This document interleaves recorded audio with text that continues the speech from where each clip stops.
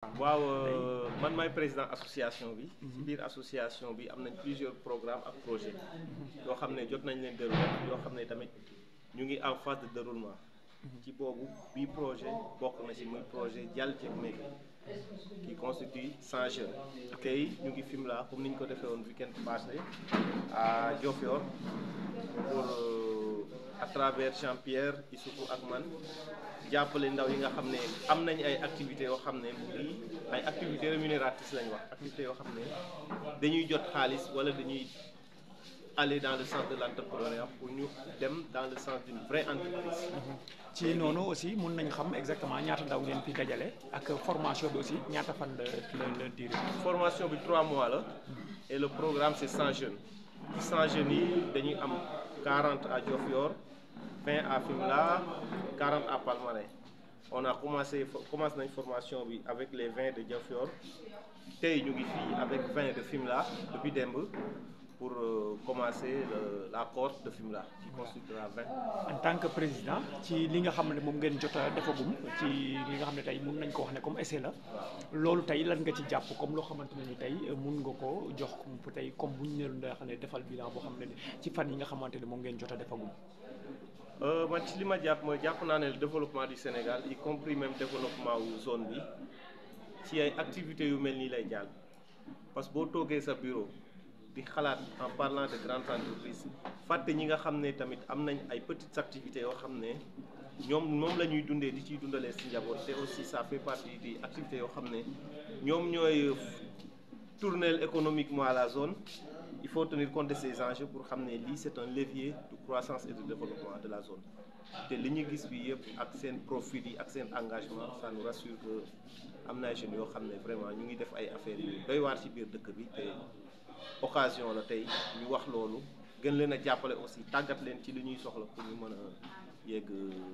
fu ñu bëgg a jëm. tey ñu nekk ci benn contexte boo xam ne tamit ñu ngi wax ci li nga xam ne moom lay xëyu ndaw ñi yéen aussi ngeen ciy def wàll woo xamante ne ni woo am solo la ci wàllu woowu tamit yéen li nga xamante ne moom ngeen di participer tey ci loolu yéen gis-gis bi ngeen ci am ak tey loolu nga xam ne moom ngeen sumb lan ngeen ci namm. waaw xam nga programme xëyu ndaw yi moom état daf ko réfléchir mais c'est réfléchi d'une manière un peu plus boo xam ne parfois dañuy rater cible yi. boo nee par exemple programme xëy ndaw ñi du question que da ngay jox ndaw ñi liggéey da ngaa war a fekk ndaw ñi nga xam ne commencé nañ ay activité nga accompagner ñooñu plutôt nga ne yow da ngay jël ay ndaw yoo xam ne commencé ñu nekk ci seen gént nga ne da nga leen di jox xaalis su boobaa day liggéey mais je pense programme xëy ndaw ñi bu ñu ko defee comme ñun nu ñuy defee ni maanaam fekk ay nit yoo xam ne ñu ngi jéem nga accompagner leen vraiment doo rater sa cible quoi. te xam naa ne ki nga xam ne foog naa ne ki nga xam ne commencé na benn affaire wala commencé gul sax mais am na envie bi mu ngi jéem lu ndaw loo ko jox rek mën na ci avancer. te aussi nekk nañ ci jamono boo xam ne programme xëy ndaw ñi ci entrepreneuriat la war a jëm mais entrepreneuriat doo tëb rek ne am jox naa la 2 millions demal entreprendre non fekkal ñi nga xam ne ñu ngi ci terrain bi ci action nga jàppale ñooñu te parfois je pense d'habitude gars yi ñu ko doxalee noonu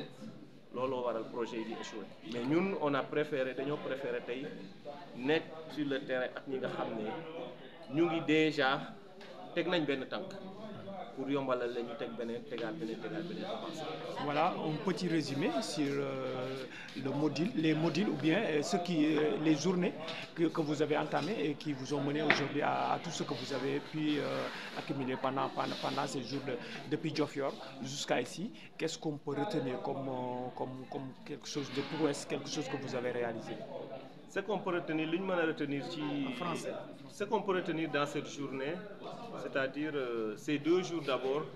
qui font partie des premières journées de formation dans les 3 mois prévus, c'est que dans ces 2 premières journées, on enseigne les bases d'un entrepreneur à succès. maanaam ñaari tànk yi nga xam ne boromam ci la war a taxawagum avant muy jël beneen élan te ci wàllu boobu ñu ngi ciy enseigner maanaam loo xam ne mbiru réputation la sa kàddu mooy ça la quand je dis quelque chose je le fais ñu ngi jàngalewaate aussi partie boo xam ne aussi am na solo muy xaalis bi ngay jaay nekkagul sa xaalis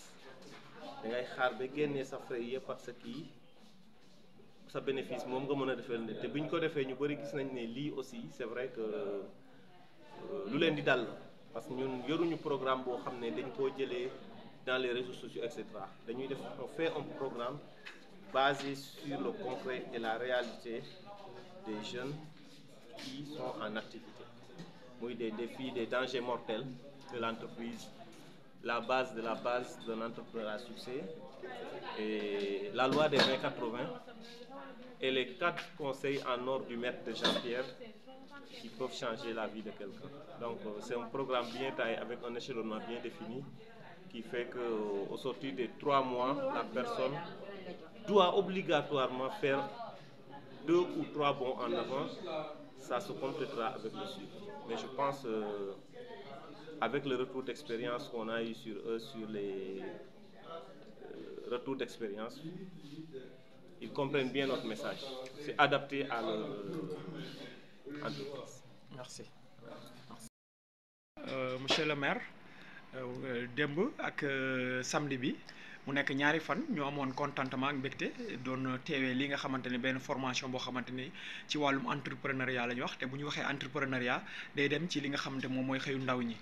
ci noonu aussi mu am benn kuréel boo xam ne ñu ngi leen di waxee la transition des évolutionnaires ñoom ñoo ko doon organiser ci organiser boobu aussi yow nga am loo xamante ne nii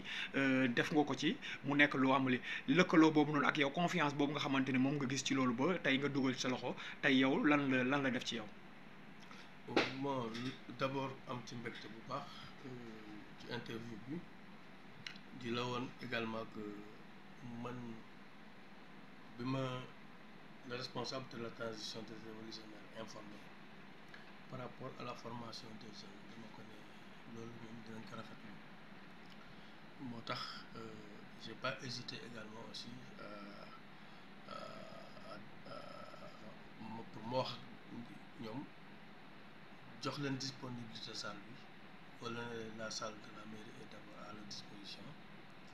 ba pare aussi c'est important pour ñu tàggat xale yi former leen formation bu mucc ayib boo xamante ne dina permettre jeunes yi ñu mun a xam fu ñu teg seen tànk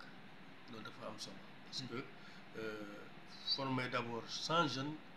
entre Fimela Palmarin ak Diofior yaakaar na loolu dafa am solo ndax jeunes yi léegi dañuy dox sans formation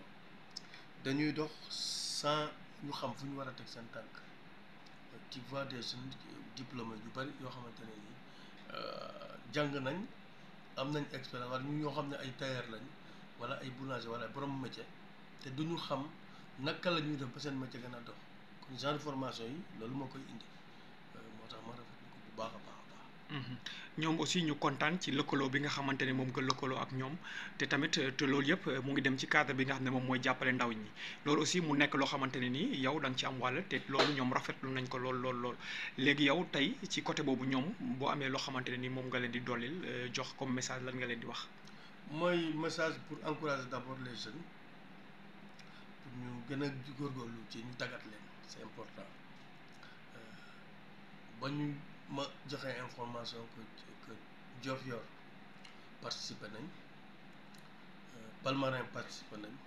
mais Fimela moo des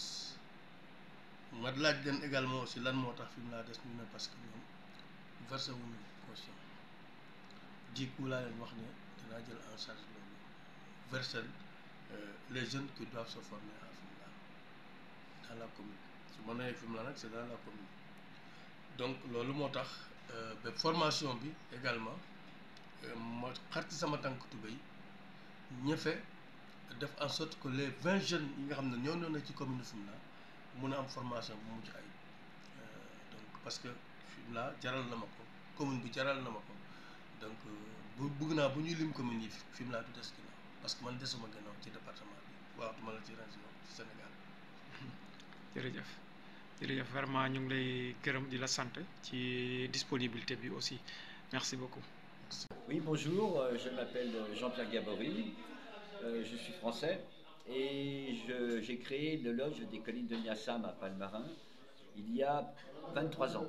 Donc ça fait 23 ans que je vis en grande partie au Sénégal et actuellement plus de la moitié de l'année ici et que je travaille avec les Sénégalais. Okay. Ça me fait très plaisir d'être là et j'ai toujours autant de plaisir à être ici. Voilà, maintenant, quel est votre, le lien que vous nouez avec les évolutionnaires? Alors, c'est Mathieu Ndour, le président, là, avec qui on se connaît depuis longtemps, il est voisin même du lodge. Et comment te dire, c'est lui qui a eu l'idée, suite à un livre que j'avais écrit, de créer l'association des évolutionnaires. Alors, les évolutionnaires, ce sont les gens qui vont faire bouger le monde par le changement des consciences.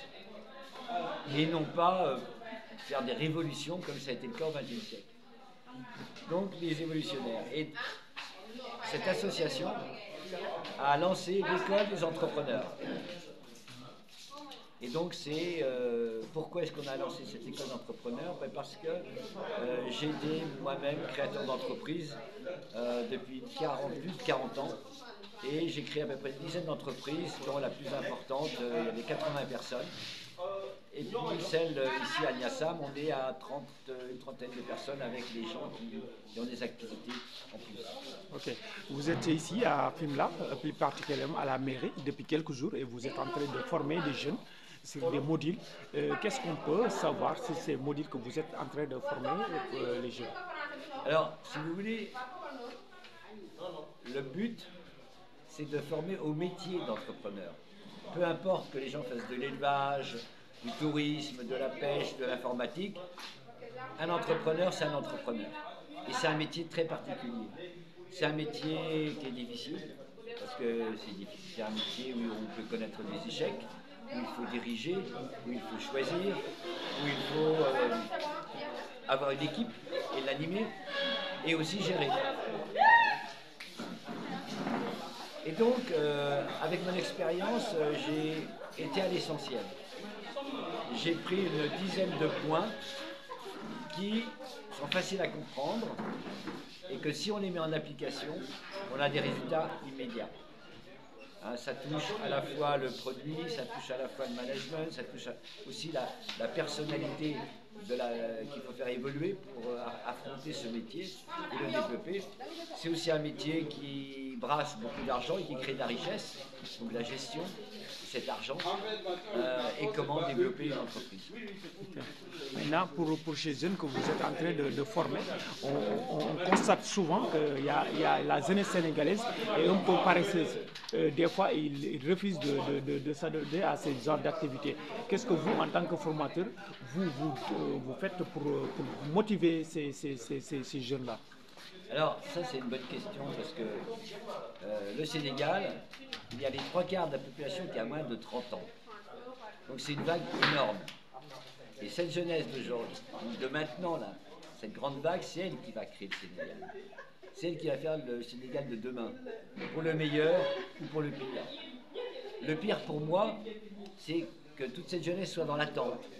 Voilà, on a élu un nouveau président avec un nouveau Premier ministre et on attend qu'il nous donne du travail ou de l'argent. Ça, c'est pas possible. Donc, cette jeunesse-là, elle a aussi des grandes qualités, elle s'est ouverte au monde. Avec Internet, avec sur les réseaux, ils savent très bien l'utiliser et ils ont une ouverture au monde. Et donc, ils intègrent, ils ont leurs racines, hein, Sérère, Wolof, etc. Mais avec cette ouverture au monde, ils sont capables de prendre leur vie en main. Et une des belles voies, c'est de créer son entreprise et son activité. Et là, on a déjà fait une formation de 40 personnes et on a été très étonnés nous-mêmes des résultats. Il y en a qui ont démarré leur entreprise avant la formation et maintenant ça fait 1 an et demi. Certains gagnent 5 millions par mois, d'autres 4 millions et la plupart sont à 500 000, 600 000, etc. Donc, les gens riches du pays, ce sont les entrepreneurs, dans tous les pays du monde d'ailleurs. Et ils aiment l'argent comme tout le monde. Et ils veulent développer leur pays. Et ils veulent aussi avoir une vie pleine. Eh bien, la voie de l'entrepreneur, c'est une très bonne voie. Ok, merci. C'est bon? Merci. Pour commencer, je m'appelle Ndiaye Koumandjaye, de Sambadia. Nous sommes ici pour faire formation ci Djaldjali Ndiaye. Parce que vu que la majeure partie jeunesse, dañuy préférer dem émigrer dem uti leneen ci dëkku jàmbur yi te li ngay uti dëkku jàmbur yëpp mën nga ko am fii donc ñun ñu ngi nekk ni instant bi de formation entrepreneuriat pour xool ñun ci li nga xamante ne mën nañ ci exercer wu ba bénéficier wu ci suñu biir réew am ci tekki suñu biir réew am lépp lu ñu bëgg ci suñu biir réew duñu dem ci réewu kenn parce que looy dem di uti di feneen fekk am nga ko sa biir dëkk mën nga ko développer ba yow après mu jëriñ la jëriñ sa ay doom jëriñ keneen ak keneen ko ci xaj donc formation bi ngeen ko commencé ak léegi yow lan nga xamante ne moom moo yokk ci yow loo xamante ne nii peut-être mun naa ne nekkul woon foofu. waaw man am naa si expérience parce que dinañ la wax ne la booy entreprendre lii ak lii ngay def parce que d'habitude da nga daan entreprendre mais yow boo commencé affaire bi après day diig doo xam sa xaalis d'habitude sa xaalis fu mu dugg wala yow lan moo lay def à chaque fois ngay am échec mais si biir formation bi ñoom dinañ la expliquer ne la étape par étape booy commencer lii nga war a def lii nga war a éviter parce que lii boo ko defee di nga avancer lii boo ko moytoo aussi di nga avancer loolu aussi mën naa ne jàng naa ko ci formation bi ak aussi nga am détermination bu baax am esprit ouvert am aussi savoir-faire am courage parce que aussi looy def te amoo ci courage aussi du avancer nit ki da nga war a gëm sa bopp boo gëmee sa bopp loo dugg rek di nga ci mën a génn incha allah. jërëjëf. noo tudd ak fan nga dëkk. Doudou Sarr. maa ngi dëkk Samba Dia. tey lan moo waraloon sa teewaay fii nga xamante ne nii mooy Fimela. donc dama fi ñëwoon def si woon formation ci benn ONG bi ñuy wax transition évolutionnaire léegi ñoom ñoo ñuy formé tey ci wàllu entrepreneuriat. ci wàllu entrepreneuriat boobu la mu nekk loo xamante ne ni mun naa ne fi mu nekk nii ndaw yi dañu commencé di ci dugg ci loolu aussi mu am ay phénomènes yoo xam ne mu ngi fi am yow nga nekk góor ñuy faral di gis ay xale yoo xam ne dañuy jóge fii dem di déplacé wu di dem ci yeneen i dëkk pour uti loo xamante ne lu ñu am la tey yéen ngeen fas yéene toog fii nga xamante ne ni moom mooy seen dëkk pour am loo xamante ne moom ngeen fiy développé ci noonu li ngeen xamante ne moom ngeen fi jot a def comme formation lan la yokk ci yéen. lu bëree la yokk ci ñun da boo xoolee man damay naan jeunes yooyu nga xam ne ñu ngi fiy jógee di dem bitim réew wala di dem yeneen dëkk di jéegaani pour am lu ñuy defaree seen aduna may naan am na fi ndax tey ci formation bi jàng nañ fi loo xamante ne tey loolu moo manqué jeunes yu bari nga xam ne ñu ngi fi jógee di dem jeunes yu bari loolu moo leen manqué moo tax ñu fiy jógee di dem ndax amuñu information bi yoruñu formation bi mun a tax ñoom ñu toog ndax chaque jour ñu ngi gagné xaalis mais xamuñ nuñ koy gérer léegi ci loolu aussi ñu bari dañoo am problème ci li nga xamante ne mooy seen bopp par exemple tey yow sa famille sa entourage am na loo pression boo xam ne mu ngi sa kaw ba doo mun a toog fii pour liggéey fi mun fay jëriñoo ñu bari loolu sonal leen mais yaakaar naa formation bi ñun ñi fi nekk récipiendaires yi nga xam ne jaar nañ fi tey ku dellu sa kër lii am na njëriñ bu mag bu mu la indil te dama ne ñi xasari ci ba dem bu ñu fekk woon formation bi amaana fii la ñuy toog ñu dem. ndax ci loolu ñi nga xamante ne ni ay jeunes lañ aussi message bi nga xam ne moom nga leen di lancer comme dernier message bi nga leen di lancer. waaw message bi mooy ñoom ñu ñëw dellu si képp koo xam ne jeune nga am diplôme ak nga ñàkk ko nga simmeeku nekk ci àll bi wala nekk ci sa liggéey te gëm ne lii day dem nga am aussi vision pour yóbbu sa liggéey fi nga ko bëgg a yóbbu.